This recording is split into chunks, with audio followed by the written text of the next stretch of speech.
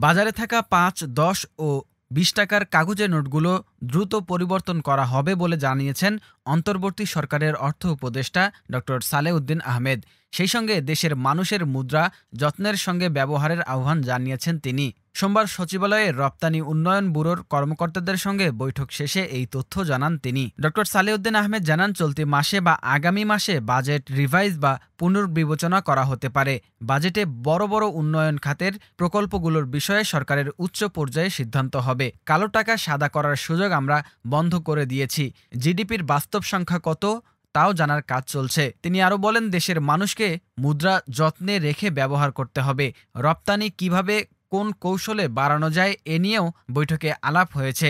খুব শীঘ্রই চলতি বছরের রপ্তানির লক্ষ্যমাত্রা প্রকাশ করা হবে বলেও জানান অর্থ উপদেষ্টা। বৈষম্য বিরোধী ছাত্র আন্দোলন চলাকালে আইডিয়াল কলেজের প্রথম বর্ষের ছাত্র খালিদ হাসান সাইফুল্লাহ হত্যা মামলায় ঢাকা ৭ আসনের সাবেক সংসদ সদস্য হাজী মোহাম্মদ সেলিমের ৫ দিনের রিমান্ড মঞ্জুর করেছে আদালত।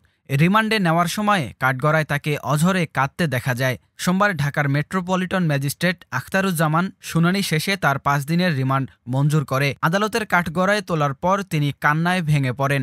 হলফনামায় স্বাক্ষর নিতে চাইলে তিনি স্বাক্ষর করতে না পারায় টিপসই নিয়ে আদালতে তার হলফনামা দাখিল করেন আইনজীবী প্রাণ গোপালনাথ।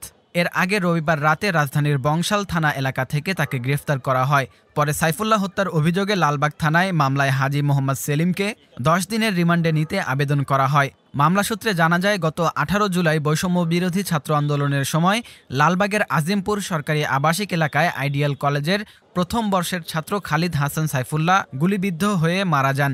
এ ঘটনায় সাবেক প্রধানমন্ত্রী শেখ হাসিনা সহ ৫২ জনকে আসামি করে নিহতের বাবা কামরুল হাসান ১৯ আগস্ট লালবাগ থানায় হত্যা মামলা দায়ের করেন।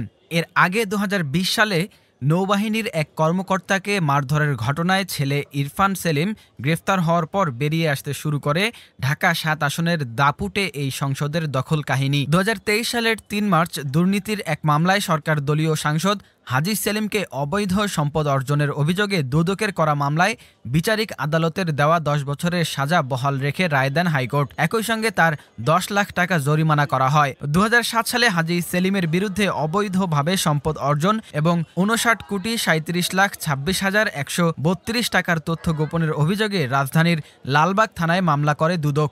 ওই মামলায় ২০০৮ সালে হাজী সেলিমকে দুদক আইনের ২টি ধারায় মোট ১৩ বছর কারাদণ্ড প্রদান করেন বিশেষ আদালত। ২০০৯ সালে হাজী সেলিম বিচারিক আদালতের রায়ের বিরুদ্ধে আপিল করলে ২০১১ সালে ওই সাজা বাতিল করে রায় দেন হাইকোর্ট। হাইকোর্টের রায়ের বিরুদ্ধে আপিল বিভাগে আবেদন করে দুদক।